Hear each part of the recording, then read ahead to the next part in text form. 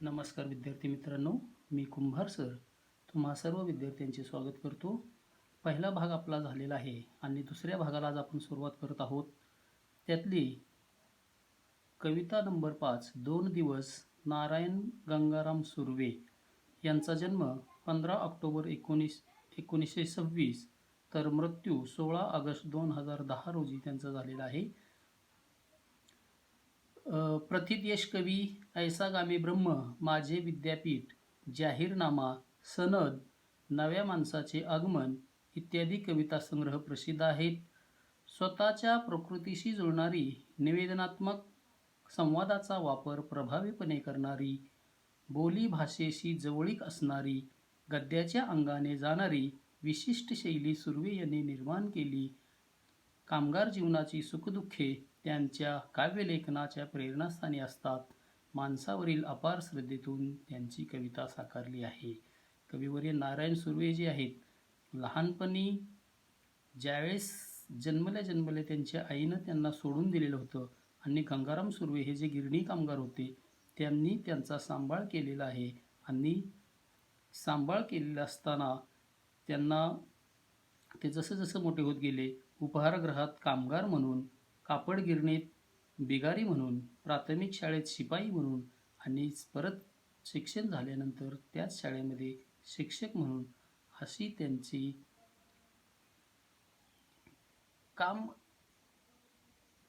कामगिरी आहे. कविवर्य नारायण सुर्वे यांनी जी बोलीभाषेशी जवळीक असणारी आणि गद्याच्या अंगाने जाणारी विशिष्ट शैली त्यांनी निर्माण केलेली आहे. म्हणजे आपण अगोदरच्या जर कविता बघितल्या तर काही शब्द एवढे अवघड असायचे की ते आपल्याला कविता सहजपणे आपल्या लक्षात येत नव्हती.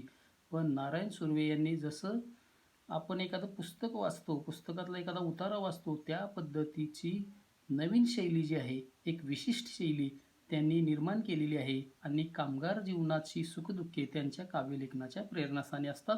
कारण ते स्वतः कामगार आहेत आणि म्हणून त्यांची एक कविता आहे.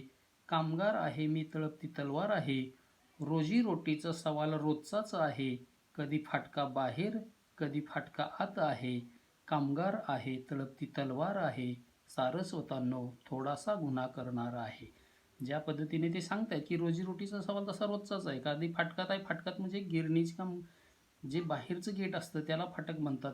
ते कधी फाटकात आहे कधी फाटका बाहेर आहे. आणि म्हणून त्यांनी मराठी सारस्वताला आव्हान दिलेलं होतं. म्हणून त्यांनी सांगितलं की मी सारस्वतानं थोडासा गुन्हा करणार आहे. तर त्या कामगाराच्या जीवनात काय सुखदुःखी आहेत हे काव्यलेखनाच्या प्रेरणास्थानी असतात आणि माणसावरील अपार श्रद्धेतून त्यांची कविता साकारलेली आहे.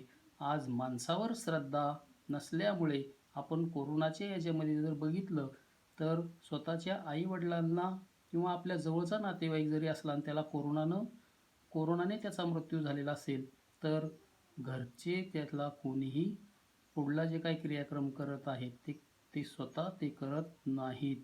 म्हणजे माणसाची श्रद्धा कशावर आहे? देवावर श्रद्धा आहे, पण माणसावर श्रद्धा नाही. म्हणून नारायण सुर्वे जे आहेत ते माणसावरील अपार श्रद्धेतून त्यांची कविता जी आहे ती साकारलेली आहे. कविवर्य नारायण सुर्वे यांना साहित्य क्षेत्रातील योगदानासाठी पद्मश्री पुरस्कार तसेच 19 परभणी येथे भरलेल्या अखिल भारतीय मराठी साहित्य संमेलनाचे ते अध्यक्ष, कुसुमाग्रज प्रतिष्ठानचा जनस्थान पुरस्कार, मध्य प्रदेश सरकारचा कबीर पुरस्कार असे पुरस्कार त्यांना मिळालेले आहेत. या कवितेतून 2 दिवस वाट पाहण्यात गेले, 2 दुःखात गेले असे जीवनाचे वास्तव चित्र रेखाटताना भाकरीचा चंद्र शोधण्यातच जिंदगी बर्बाद झाली असे भीषण जीवन सत्य कवीने मांडले आहे. पण हे सत्य मांडताना जगाच्या या शाळेत दुःख पचवून जगण्याची शिकवण आपल्याला मिळाल्याचे ते सूचित करतात. 2 दिवस जे आहेत या 2 दिवसामध्ये कवी सांगतायत की या कवितेमध्ये 2 दिवस वाट पाहण्यात गेलेत आणि 2 दुःखात गेलेले आहेत. जीवनाचे वास्तव चित्र रेखाटताना भाकरीचा चंद्र शोधण्यातच जिंदगी कशी बर्बाद झालेली आहे याचं वास्तव जीवन दर्शन या कवीने आपल्या कवितेत मांडलेलं आहे. आणि जरी अनेक संकट जरी असली पण या जगाच्याच शाळेनं काय केलंय, दुःख पचवून जगण्याची आपल्याला शिकवण जी आहे ती दिल्याचे ते सूचित करतात. आता आपण कविता पाहूया. 2 दिवस वाट पाहण्यात गेले, 2 दुःखात गेले. हिशोब करतो आहे किती राहिले डोईवर उन्हाळे. शेकडो वेळा चंद्र आला, तारे फुलले, रात्र धुंद झाली.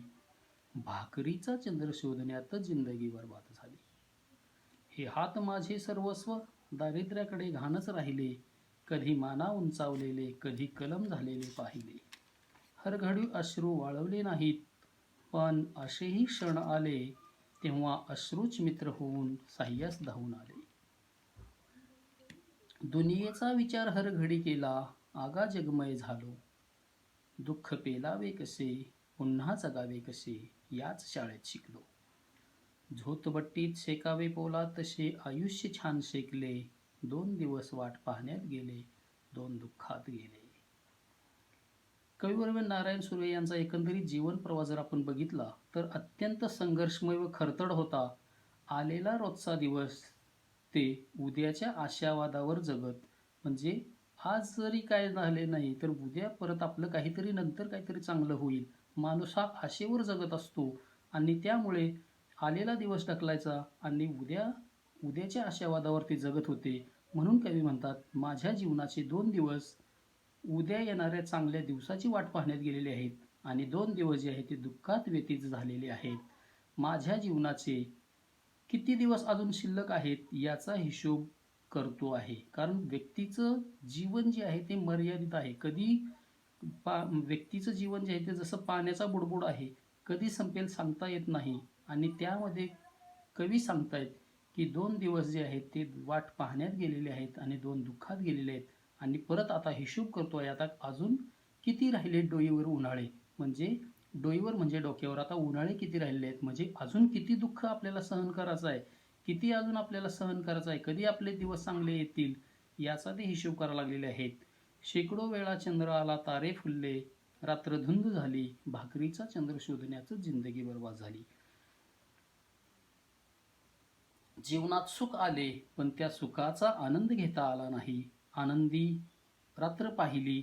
जीवन जगत असताना अवतीभोवती अशा अनेक गोष्टी होत्या, त्या हव्या हव्याशा वाटायच्या, पण जीवनाचे वास्तव इतके दाहक होते की त्या कधीच मिळू शकल्या नाहीत. कारण आपण बघतो, शेकडो वेळा चंद्र आला.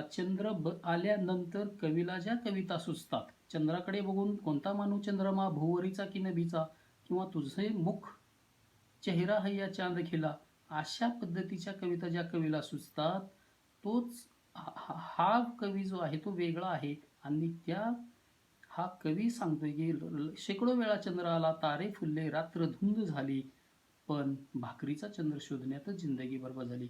लेखकाला त्या चंद्रामध्ये सुद्धा आपल्याला तो भाकरीचं रूप बघायला लागलेलं आहे. आणि आजूबाजूचं जीवन इतकं अवतीभोवती सगळ्या भौतिक सुख सुविधा होत्या, पण लेखकालाही त्या गोष्टी हव्या हव्याशा वाटायच्या, पण जीवनाचे वास्तव इतके दाहक होते की त्या कधीच मिळू शकल्या नाहीत. त्यांच्या भुकेच्या तीव्र भावनेत आकाशाचा सुंदर चंद्र देखील त्यांना भाकरीसारखा दिसतो. इथं भाकरीचा उल्लेख आलेला आहे, ज्यांनी संघर्ष केलेला आहे. सिंधुताई सपकाळ यांचं जर उदाहरण आपल्याला बघितलं तर सिंधुताई सपकाळ यांनी ज्यावेळेस त्यांना घरच्यांनी हाकलून दिलं आणि घरच्यांनी हाकलून दिल्यानंतर त्या स्मशानभूमीमध्ये गेल्या आणि स्मशानामध्ये एक जे प्रेत जात होतं, त्या प्रेताच्या मागं मागं जाऊन त्यांनी जिथं विसावा दिलेला असतो, त्या विसाव्यामध्ये पीठ वगैरे काय ठेवलेलं होतं, ते पीठ त्यांनी घेतलं आणि ज्यावेळेस ते प्रेत जळायला लागलं, मग त्याचं ते कवटी फुटल्यानंतर सगळी लोक निघून गेल्यानंतर त्या सिंधुताईंनी तिथंच भाकरी, त्या जिथं मड जळतंय त्या मड्यावरच त्यांनी भाकरी भाजली आणि ती भाकरी त्यांनी खाल्ली. कारण जगायचं कसं हा प्रश्न होता. आणि म्हणून आज सिंधुताई सांगतात की बाबा, आज किती जरी पंचपक्वान मिळत असली तरी सुद्धा त्या स्मशानामध्ये खाल्लेली जी भाकर आहे, त्या भाकरीची बरोबरी आजच्या पंचपक्वानाला येत नाही. आणि म्हणून कवी म्हणतो की शेकडो वेळा चंद्र आला, तारे फुलले, रात्र धुंद झाली आणि भाकरीचा चंद्र शोधण्यातच जिंदगी बर्बाद झाली. कारण ज्या गोष्टी हव्याशा वाटायच्या त्या गोष्टी आपण मिळवू शकत नव्हतो. कवी सांगतोय की त्या गोष्टी आपण मिळवू शकत नव्हतो. जीवनाचं वास्तवच इतकं धाक होतं. म्हणून कवी म्हणतो की मी चंद्राच्या सौंदर्याचा आस्वाद तर कधी घेऊ शकलो नाही, पण माझ्या पोटासाठी भाकरीचा चंद्र मिळवण्यातच माझे सगळे आयुष्य बर्बाद झालेले आहे. कारण भाकरी रोजीरोटीचा सवाल तसा रोजचाच आहे. कधी फाटकात आहे, कधी फाटका बाहेर आहे. म्हणून कवी म्हणतो की भाकरीचा चंद्र शोधण्यामध्येच जिंदगी जी आहे ती पूर्णपणे बर्बाद झालेली आहे. हे हात माझे सर्वस्व दारिद्र्याकडे घाणच राहिले. कधी माना उंचावलेले, कधी कलम झालेले पाहिले. हर घडी अश्रू वाळवले नाहीत, पण असेही क्षण आले तेव्हा अश्रूच मित्र होऊन साह्यास धावून आले. कवी म्हणतात की हात हे माझे सर्वस्व आहेत. या हातामध्ये एवढी ताकद आहे की इन हाथों में इतनी ताकत है, ये मिल जाए तो दोस्ती है, जुड़ जाए तो मोहब्बत है, और उठ जाए तो कयामत है. म्हणून कवी म्हणतो की हे हात माझे सर्वस्व आहेत, पण काय झाले ते दारिद्र्याकडे घाणच राहिले. हातामध्ये कधी पैसा, जे काय भौतिक सुख सुविधा आहेत त्यात मिळालेल्या नाहीत. म्हणून कधी माना उंचावलेले, कधी कलम झालेले पाहिले. म्हणून कवी म्हणतात हाताच्या साह्याने मी अनेक चांगल्या गोष्टी करू शकलो असतो, पण मी नेहमी गरिबीत अडकून राहिलो. रोजचे जीवन जगण्यासाठी मी माझ्या हातांचा उपयोग केला, पण कधी कधी दारिद्र्यात गुंतलेले हात मी मानात उंचावलेले पाहिले. म्हणजे नवीन काहीतरी करण्याची इच्छा माझ्या मनात निर्माण झाली, पण जसे सभोवतालची परिस्थिती किंवा वास्तवाची जाणीव झाली की वाटायचे माझे हात जणू कोणीतरी छाटून टाकले आहेत. अशी उमेद संपून जायची. म्हणजे काहीतरी नवीन करायचं आहे, पण नवीन काहीतरी करत असताना त्याच्यासाठी लागणारं जे काही भांडवल असेल, काय असेल, किंवा परिस्थिती असेल, किंवा गरिबीमुळे जे उपेक्षित जीवन वाट्याला आलेलं होतं, त्यामुळे कधी कलम झालेले, कलम करणे म्हणजे तोडून टाकणे, माना उंचावलेले म्हणजे कधी या हाताचा कधी सत्कार झालेला आहे, कधी कलम झालेला आहे, म्हणजे काही वेळेस त्याचा अपमान झालेला आहे. पण कवी सांगतात की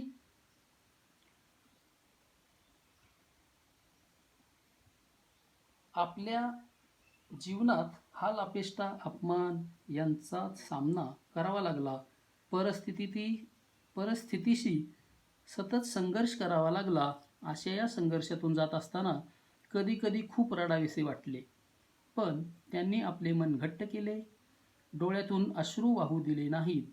पण कधी कधी असेही प्रसंग आले की मनात दडलेले दुःख, वेदना यांना मोकळी वाट करून देण्यासाठी अश्रूच मित्रासारखे त्यांच्या मदतीला धावून आले.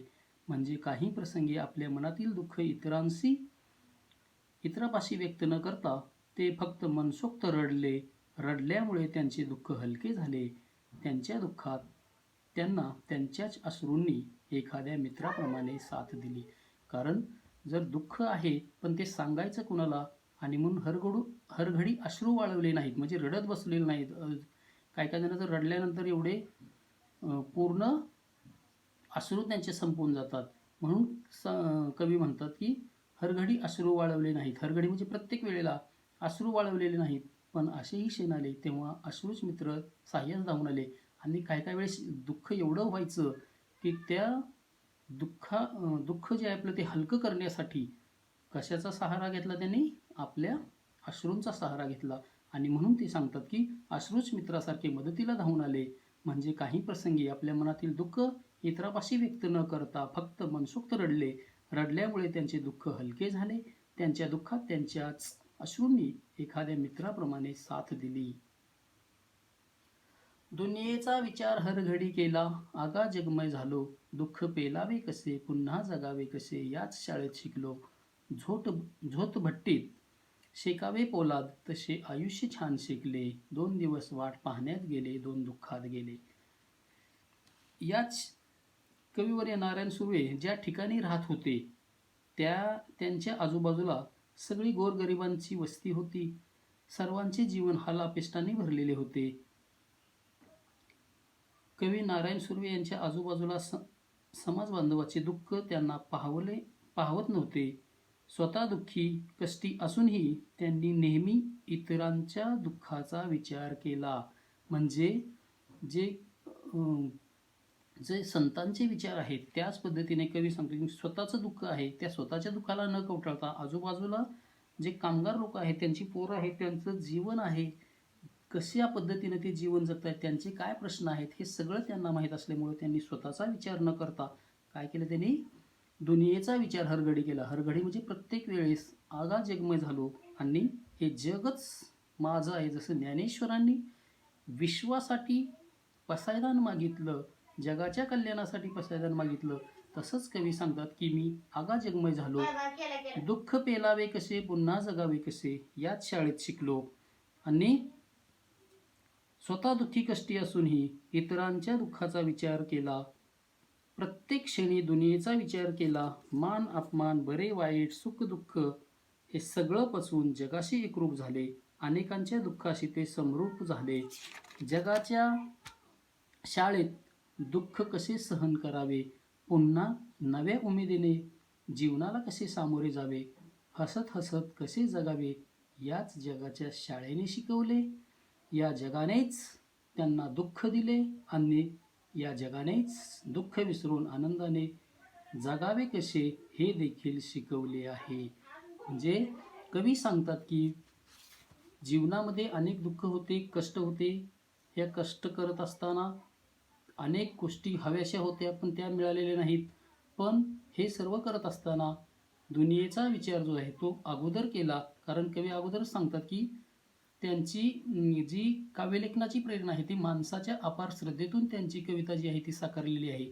आणि म्हणून आताच्या काळामध्ये जर आपण बघितलं तर लोक स्वार्थीपणाने आपल्या स्वतःचा विचार करतात. पण कवी सांगतात की मी आगा जगमय झालो, दुनियेचा विचार हरगडी केला. पहिल्यांदा स्वतःचा विचार न करता अगोदर दुनियेचा विचार केला आणि या दुनियेचा विचार केल्यामुळे आगा जगमय झालो आणि याच जगाच्या शाळेमध्ये दुःख पेलावे कसे आणि पुन्हा कसं जगायचं याच शाळेमध्ये शिकलो. आज जर आपण बघितलं तर थोडं जरी दुःख आलं किंवा विद्यार्थ्याच्या बाबतीत आपण बघितलं, ज्यावेळेस विद्यार्थ्याला कमी मार्क मिळतात किंवा विद्यार्थी नापास होतात त्यावेळेस ते जीवनात संघर्ष न करता आपलं जीवन संपवतात, आत्महत्या करतात. तर तसं न करता कवीनं ज्या पद्धतीने संघर्ष केलेला आहे तोच संघर्ष आपण सुद्धा जीवनाला सामोरे जात असताना अनेक संकट येणार आणि ज्याला संकट येत नाहीत त्याची प्रगती होत नाही. आणि म्हणून जर आपली प्रगती व्हायची असेल तर आपल्याला जे संकट आलेले आहेत त्या संकटाचं संधीमध्ये कसं रूपांतर करता येईल हे आपण बघितलं पाहिजे. आणि स्वतःचा विचार, स्वार्थी विचार न करता दुनियेचा विचार कसा आपल्याला करता येईल. कविवर्य नारायण सुर्वे ज्या पद्धतीनं त्यांनी जीवन जगले, ज्या चाळीमध्ये राहत होते त्या चाळीतील लोकांचं जे दुःख आहे तेच आपलं दुःख आणि म्हणून आगा जगमय झालो आणि याच जगाच्या शाळेमध्ये दुःख पचवायचं कसं आणि पुन्हा जगायचं कसं तेच याच शाळेनं त्यांना शिकवलेलं आहे. जरी त्यांना काही गोष्टी मिळाल्या नाहीत किंवा ज्या गोष्टी त्यांना पाहिजे होत्या, कारण शेकडो वेळा चंद्र आलेला आहे, रात्र धुंद झालेली आहे, पण लेखक कवी सांगतात की भाकरीचा चंद्र शोधण्यामध्ये जिंदगी बर्बाद झाली आहे. पण तरीसुद्धा या बर्बाद झालेल्या जिंदगीमध्ये सुद्धा त्यांनी स्वतःचा विचार न करता दुनियेचा विचार केला, जगाचा विचार केला आणि दुःख पचवून कसं जगायचं ते याच शाळेमध्ये शिकलेत. झोतभट्टीत पोलावे झोतभट्टीत शेकावे पोलाद तसे आयुष्य छान शेकले, 2 दिवस वाट पाहण्यात गेले, 2 दुःखात गेले. जसं एखादा पोलादाला जसा आकार द्यायचा असेल त्या पोलादाला जसं त्या भट्टीमध्ये शेकतात, जसं कोळशामध्ये घालून ते घिसाडी जसा ज्या पद्धतीनं जसा पाहिजे तसा आकार देतो तसं आयुष्य जे आहे ते छान शेकलेलं आहे. आणि म्हणून 2 दिवस वाट पाहण्यात गेलेले आहेत, 2 दुःखात गेलेले आहेत. पण तरीसुद्धा कवी हा जो आहे तो आशावादी आहे, कारण येणारा दिवस त्यांचा असणार आहे. आणि म्हणून आपण बघू शकतो की कविवर्य नारायण सुर्वे हे जे आहेत पुढील काळामध्ये साहित्य संमेलनाचे अध्यक्ष झाले, रशियानं त्यांना पुरस्कार दिला आणि जे पाहिजे ते सुख ते नंतर मिळवू शकले, पण त्याच्यासाठी त्यांना अगोदर संघर्ष करावा लागला. आणि हा संघर्ष, दुःख पेलायचं आहे आणि पुन्हा कसं जगायचं आहे, हे सगळं मला या जीवनामध्ये तुम्हाला सगळं शिकायला मिळणार आहे. आणि म्हणून कवी म्हणतात की दुःख पेलावे कसे, पुन्हा जगावे कसे, याच शाळेत, जगाच्या शाळेमध्ये ते शिकलेले आहेत.